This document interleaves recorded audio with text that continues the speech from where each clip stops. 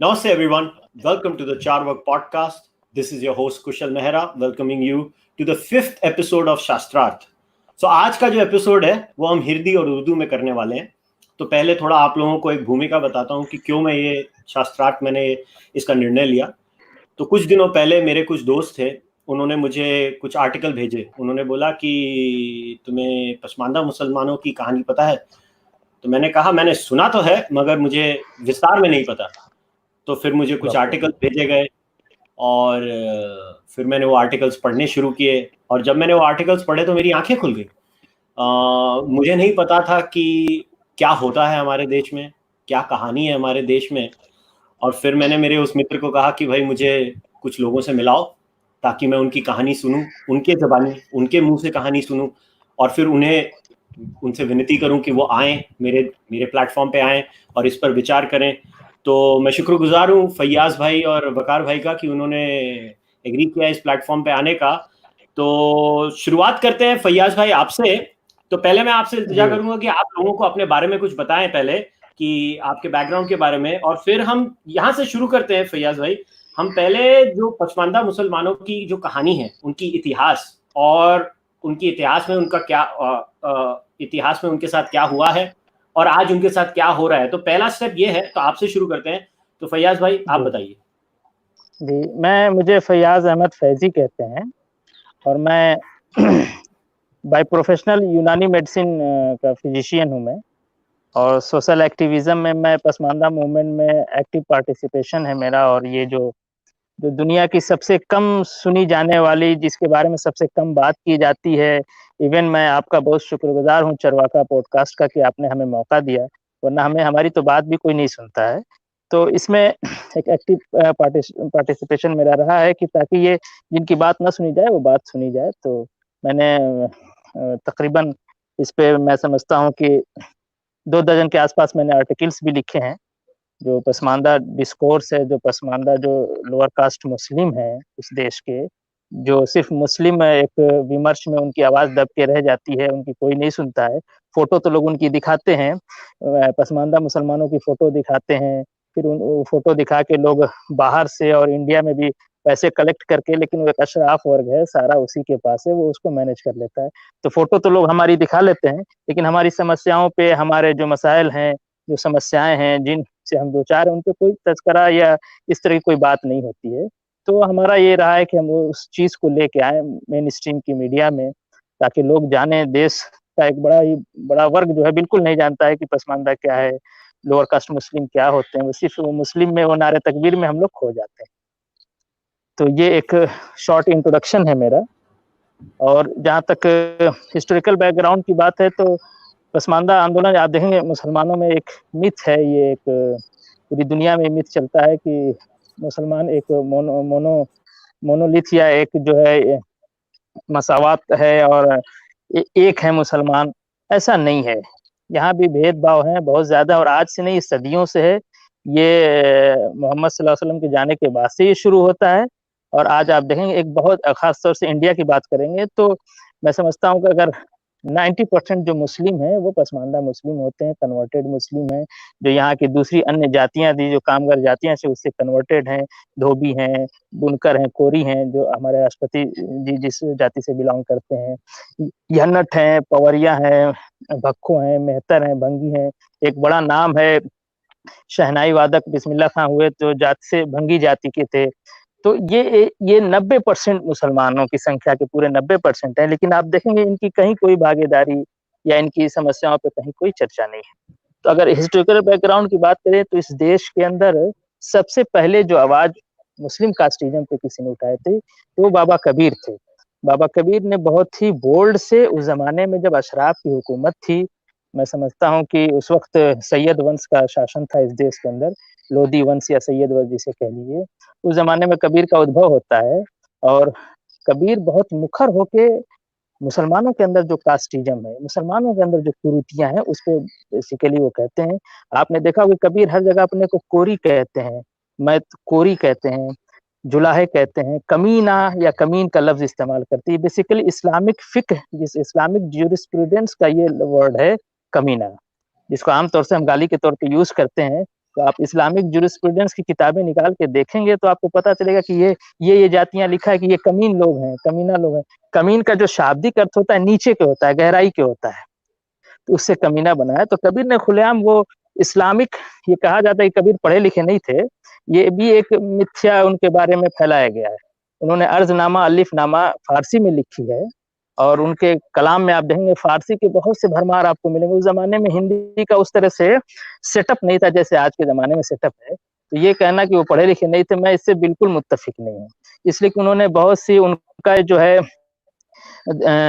10 एक रेख्ता है उनकी, 10 मुकम्मल रेख्ता करके उन्होंने बिल्कुल उस पे लिखा है कि जो अल्लाह के रसूल सल्लल्लाहु अलैहि वसल्लम जब अल्लाह से मिलने गए थे तो वो पूरा वर्णन उन्होंने हिंदी में या अवधी कह लीजिए, भोजपुरी के, जो भी उस वक्त इंडिया की करंट जो अवाम की जबान थी, जो दलित, जो बहुजन पसमानदा की जबान थी, जो शासक वर्ग की जबान नहीं थी, शासक वर्ग की भाषा उस वक्त फारसी थी, उसमें उन्होंने कहा है। तो वो एक प्रश्न होता है। तो चूंकि वो बहुत मुखर होके, उससे पहले किसी की हिम्मत नहीं थी कि मुसलमानों में जात पात को जो है वो बताएं कि नहीं, यहाँ भी सैयद हैं, जुलाहे हैं, भंगी हैं, मेहतर, उसका भेद है।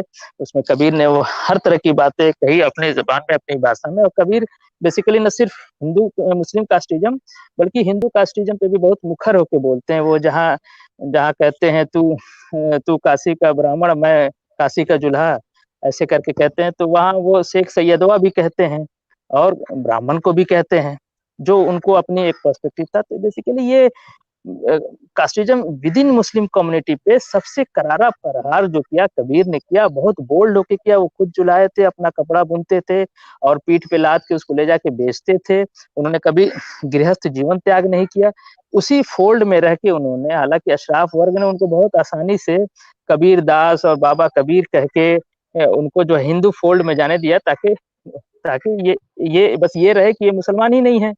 तो जब हमको जो कह दिया कि मुसलमान ही नहीं, तो फिर अगर मुस्लिम कुरीतियों पे अगर वो बात करते हैं तो वैलिडेशन उनकी खत्म करने के लिए उनको कि अरे भाई वो, और फिर उधर ब्राह्मणी के पेट से पैदा हुए, और ये पूरी जो कहानी आप देखते हैं वो उनको अशराफ बड़ी आसानी से हिंदू फोल्ड में जाने देता है कि वो कबीरदास तो उनके हैं। तो अब उन्होंने जो भी बात कही वो मानी नहीं जाएगी। तो वैलिडेशन खत्म करने की कोशिश, कट शॉर्ट में ये कहना हो कि कबीर सबसे प्रमुख एक आवाज है जो सबसे पहले पूरी दुनिया में, सबसे पहले जो मुस्लिम कास्टिज्म पे बात करता है, वो कबीर एक योद्धा है जो बहुत बोल्ड होकर बात करता है। और उसका नुकसान ये हुआ कि लोगों ने उसकी शिकायत बादशाह से किया, और उसके ये हुआ, बादशाह ने सजा दिया कि नहीं दिया, लेकिन उनको काशी को छोड़ना पड़ा। और कबीर ने इसको भी बड़ा अवसर के तौर पे इस्तेमाल किया। उसने अपनी बात को, अपनी विचारधारा को दुनिया में घूम घूम के बनारस के बाहर फैलाया, और इसी दौरान उन्होंने बहुत कुछ ज्ञान भी अर्जित किया, सीखा, समझा। तो ये हम लोगों के साथ भी ये रहा है कि लोग जैसी कोई सामाजिक न्याय की बात करता है तो लोग हरास करने लगते हैं। तो कबीर ने इसको बड़ा पॉजिटिव वे में अपनी उस सजा को लिया था। बनारस के बाहर उन्होंने देशाटन और अपना ज्ञान बढ़ाने के लिए और अपनी विचारधारा को बढ़ाने के लिए किया। उसके बाद हम आते हैं बहुत जमाने तक, ये चूंकि मुस्लिम शासक थे, या मैं मुस्लिम शासक नहीं कहता, मैं अशराफ शासक कहता हूँ। शेख सैयद तो लोगों की, मुगलों की ये शासन था। ये इसमें एक मुस्लिम शासन की बात है तो एक बात, एक महकमा नकाबत होता था, उसका काम ही तो होता था जाति देखना। आपको बड़ी हैरत होगी जान के, ये आप जितने वंश ने राज किया है, अशराफ वंश ने, आप यहाँ देख लीजिए, सल्तनत काल से लेकर मुगल काल तक, एक महकमा, उसको आप ट्रांसलेट करना चाहे तो आप ये कह सकते हैं कि डिपार्टमेंट ऑफ नकाबत थी, जिसका काम ही था लोगों की कास्ट को देखना। तो ऐसे बलबन के जमाने में 33 लोगों को ये कास्ट पता करके बाहर किया गया था शासन प्रशासन से। ये लोअर कास्ट मुस्लिम है, ये इस लायक नहीं है कि इनको हुकूमत में जगह दी जाए। और लोअर कास्ट बेसिकली ज्यादातर वही थे जो इंडियन कन्वर्टेड थे, जो किन्हीं कारणों से, मैं इस पे बहस नहीं करना चाहता कि कन्वर्जन क्यों हुआ, लेकिन किन्हीं कारणों से वो मुस्लिम होते हैं, लेकिन उनका कास्ट उनके पीछे रहता है। तो निकाबत का काम ही यही था, डिपार्टमेंट ऑफ निकाबत का, कि वो लोगों की जातियां पता करें और ये सुनिश्चित करें कि शासन प्रशासन में कोई रजील या कमीन का लफ्ज लिखा है। ये इस्लामिक विधि का शब्द है, रजील, कमीन, अजलाफ, अर्जाल और खुद को अशराफ। अशराफ का मतलब होता है बड़े लोग, उच्च लोग।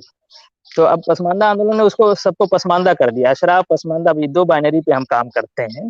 तो रजील, कमीन, कोई आदमी, लोअर कास्ट आदमी शासन प्रशासन में भागीदार न होने पाए, ये है इनका मसावात, जो इस्लाम करके इन्होंने एक बड़ा सा मिथ फैला रखा है कि देश में मुसलमानों ने हुकूमत किया, और ये मौलाना आज़ाद भी वो लाल किला के प्राचीर पे चढ़ के चिल्ला रहे थे कि तुम कहाँ जा रहे हो, पाकिस्तान, ये तुम्हारे बाप दादा का है, ये ताजमहल तुमने बनवाया। ये तो ताजमहल हमने थोड़ी बनवाया है, ताजमहल तो शाहजहां ने बनवाया, अशराफ बादशाह था, हमारे बाप दादा मजदूर उसमें रहे होंगे जिनको हाथ काट लिया गया। तो बहुत जमाने बाद ये चलता रहा, ये इस तरह से डिस्क्रिमिनेशन था, भेदभाव चलता रहा। इसीलिए आप देखेंगे कोई मदरसा, स्कूल, कॉलेज कुछ नहीं खोला गया एजुकेशन के नाम पे, जबकि इस्लाम का पहला शब्द ही जो कुरान का है वो इकरा है, जिसके माने पढ़ने के हैं।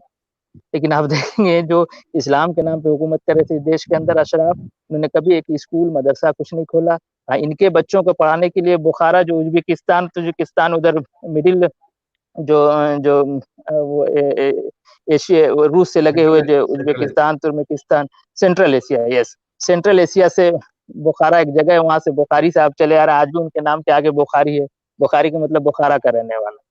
तो वो उनके बच्चे को पढ़ाने के लिए उतनी दूर से बुला लेते थे। लेकिन जो इंडियन लोग हैं, उसमें हम दलित, उसमें हम बहुजन पसमानदा दोनों को कहते हैं, उनकी एजुकेशन के लिए कोई प्रोग्राम नहीं है। तो जब अंग्रेज आए तो अंग्रेजों ने विद्यालय खोला और अंग्रेजों ने हॉस्पिटल खोले, तब इनको फिक्र हुई तो इन लोगों ने एक सिस्टम बनाया, मदरसा सिस्टम।